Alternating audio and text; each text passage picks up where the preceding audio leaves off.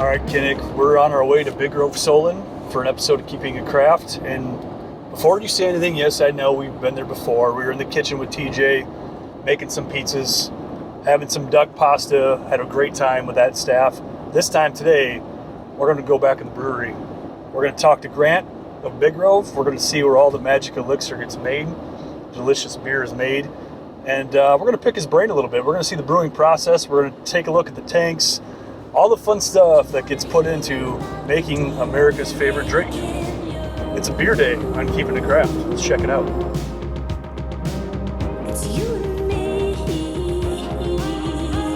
And if only could, I'd make a deal with God, and I'd get him to swap our places. Be running up that road, be running up that hill. All right, everybody, I'm here with Grant from Big Grove. We're in the Solon Brew Pub. He's just going to kind of give us a tour of what's going on back here. If you take a look, we got a bunch of tanks filled with some delicious beer. Grant, how many tanks do you guys have here? So we have 6 fermentation vessels, so you generally will kind of call them FV1 through 6, so FV Okay. for fermentation vessel. And then we have 1 bright tank. I think what's interesting is normally I tell people if you're on a brewery tour, you want to look like you know a little something. Those cones at the bottom, that conical fermenter, that's a telltale sign the beer's fermented in there. Okay. And that allows the yeast to fall out and we can take the beer off the yeast.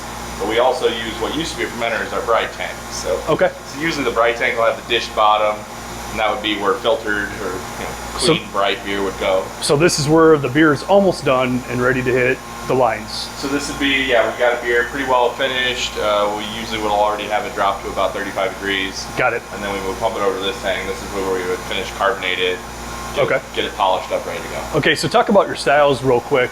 Like, you have these tanks. What style of beer is in the tank the longest compared to the ones that are in there the shortest that get transferred over here then hit the lines quicker? Sure. I would say here our average beer is about 2 to 3 weeks. Even our lagers, we definitely have some techniques to kind of speed things along. Okay. I think because lagers traditionally sit a lot longer than an IPA. Lagers for a lot of breweries would be a 6 to 8 week process. Okay. We've kind of found some way to cut some corners. Okay. I will say, we do have some challenges. A brewery this size we don't have great ways to filter any of our beer. So, if you're looking for like natural, unfiltered, here it is. But sometimes that does take a little bit longer if we do want a beer to drop really clear. One of those challenges for you in Solon compared to what they face in Iowa City and probably what they'll face in Des Moines size-wise. So you're not having all the tools or the toys to play with. So Iowa City and Des Moines has as well a filter called a centrifuge. Okay. And basically that can take the whole batch, spin it real fast, and you can get all the solids that you want out of it. So got it. So we're gonna get a shot later, but Kinnick's gonna span around. But how big is your working area here? This is pretty tight. What, like square foot? I have no idea. You still fit these in here, but yeah, you got your space is a little limited here, but you're still making some amazing beer in here. Oh, I definitely appreciate it. Is this kind of your playground? It very much is. It's kind of the home of our R&D right now. Okay. Our research and development program. Research and development, all right. It's, a lot of breweries, especially brew pubs in the past, would maybe have 1 yeast strain going, 2 yeast strains going. It's almost always the case that we have 6 different yeasts, a Belgian, a German Hefeweizen, a lager. We almost always have, every tank has some different yeast or some different experiment going on. And so Big Grove's core beers, West Main Wheat, Easy Eddie, Arms Race, which one am I missing? Royal Eddie. Those are all down in Iowa City being brewed. So none of those are here. At this point, anything, any of those big name brands, those brands that were born here, those brands that are lifeblood of our brand, they're all getting cranked out 30 barrel batches. We have 22 60 barrel fermenters. Okay. 5 60 barrel brights, 2 120 barrel brights in Iowa City. So okay, so you give those numbers out. How many pints do those numbers equate to? Do you know? Off the top of my head, I think it's quick math. It's a little over 100 some pints per keg. Per keg, okay. So you're talking 120 kegs out of every tank. Out of every tank, 120 kegs every tank. And how many pints per keg did you say? It's a little over 100. 100. Yeah. That's a lot of beer. That's a lot of beer. Awesome. So thankfully, at this facility, generally I'm yielding about 6 to 7 barrels from each batch, so Okay. 12 to 14 kegs. So thankfully I don't have to keep up with the big name brands. Okay. So as far as steps in the brewing process, this is where it starts, right? The boil? It would start with the mash. The mash. Okay, yes. And you can actually see we actually have a mash in. You want to get a shot of that, Kenny? Not normal for a tour, but Yeah, we'll take it. careful, we got hose grain everywhere here. What are you mashing up today? So we're working on a fruited American wheat beer. So we're playing around with a number of different yeasts, a number of different techniques, different fruit combinations. So Some fruits a little more friendly to use than others when you're making a beer, as far as like breaking the sugars down and stuff like that. I think the really interesting thing when you get into things at this level is beers that are sour beers, generally 3.4 pH and below. You can pretty safely not ferment the fruit, so you can just pump the fruit in, and you can kind of count on the beer to stay fairly stable. Okay. When a more normal beer, an American wheat beer, you say it finishes 4.2 pH. What's pH?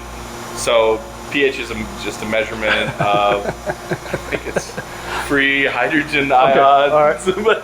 But basically, the lower it is, the more acidic something is, and generally that makes it more stable. Got it. So a standard American wheat beer isn't super tart, so it's a little more. You have to ferment out the fruit sugars. You have to let the yeast get a chance to break down those fruit sugars. Otherwise, you risk blowing up a can or a bottle. Totally. So it's dealing with some of those challenges and trying out different fruits, and they all have different acidities of their own. They all have different sugar levels. So you go from the mash, then to the boil. So I guess technically first you'd start. Normally we don't have this many grain bags. The grain bags, yes. So this would be barley, rye, wheat, all the grains we use. All right. So we would usually feed those into the mill. Okay. In the room behind there. All right. And then that gets augered up and dropped in. Mash tun. Okay. And basically the way I describe it to people, it's like a big grain tea. Like you want to hit a certain temperature where the enzymes break down the starches to the sugars you want, so the yeast can eat those sugars and make the alcohol that we all want. Got it. So yeah, you'll mash. Usually we'll mash for about 45 minutes, an hour. Then we'll basically it's recirculation, but the Germans call it Vorlauf. So we'll Vorlauf, and that kind of helps everything get mixed in together. It kind of sets that bed of cracked open barley as a filter bed for you. And then they call it lautering, so you'll lauter over to the boil kettle. So as you can see, that whole part has already been done now, and batch 1 is boiling right now. This is batch 1 of your fruited wheat? So this is batch 1 of 2 today of fruited wheat beer. Okay. So 1 is in the kettle right now. All right. 2 I just mashed in right down here, so it's waiting its turn to be able to run over. So talk about the boiling process real quick for styles. Like I know, so a wheat beer compared to like if you're doing an imperial stout. Sure. Time-wise, I mean it's drastic, right? So most beers we would boil for about an hour.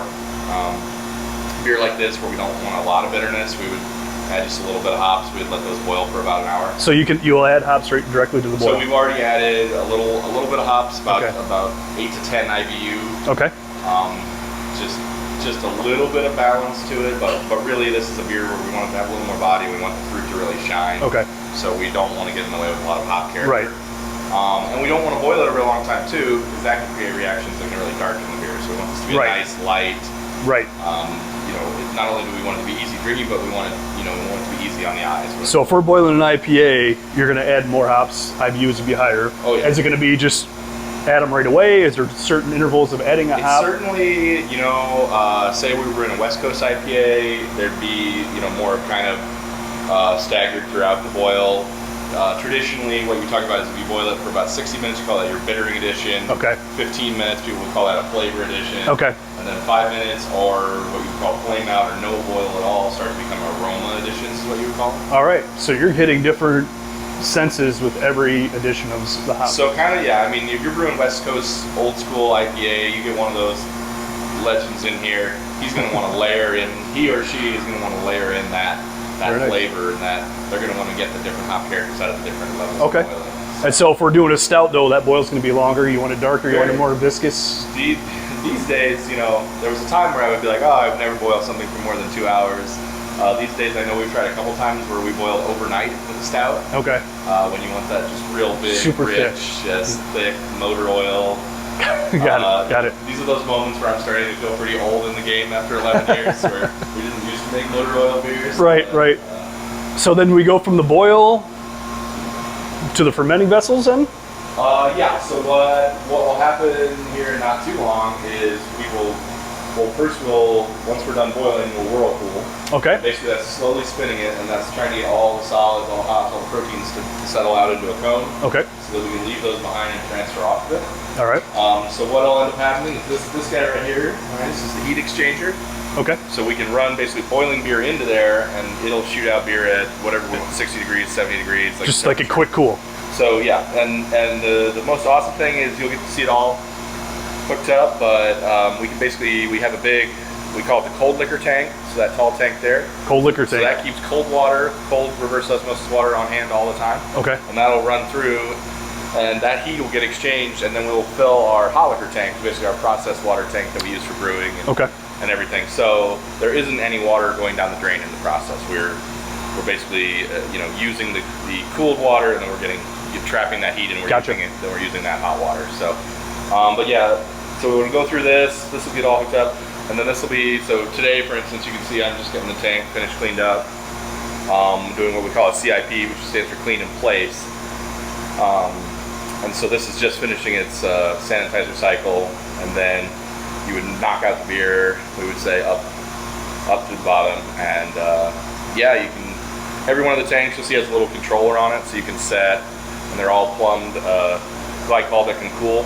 Okay. So even if somehow something was going wrong here, and the beer's going over too hot, I can run over and I can set it. I can tell it, hey, okay, we don't want it at 100 degrees. The yeast doesn't want it at 100 degrees, and I still have a way to remedy that. But, got it. and so those are how we can control the temperature of fermentation as well. A lot of yeast would love to run really hot, but they'll make a lot of flavors that we really don't want. Gotcha. So there's really an art to knowing the sweet spots depending on what yeast you're working with and what temperature range you want it in, and making sure you keep it. Okay. And then the final process is just going from here to here? Yeah, so most of our beers... and everything is just hooked up with going through piping, right? I mean, everything is from one thing to another, one thing to another? So all the piping you see above us, that is all the cooling system. So that all will feed glycol that can cool. It's a mix of water and glycol, basically antifreeze. Okay. But that's how we cool the beer if it's starting to get too warm, or if we want to take it from the 70 degrees that it's at to 35. All right. And then so each one of those is the feed in or the feed back out. So when we want to go and transfer a beer, what we'll usually do is we would take one of these gray hoses, we go from one tank to the other, and we'd usually push that with CO2. Okay, so gotcha. The same way a keg makes it out to your glass, we just push it onto the line with CO2. All right. But yeah, the average beer, 9-10 days, and then just depending on the style, maybe it's getting dry hops, maybe it's getting a hop addition through the top.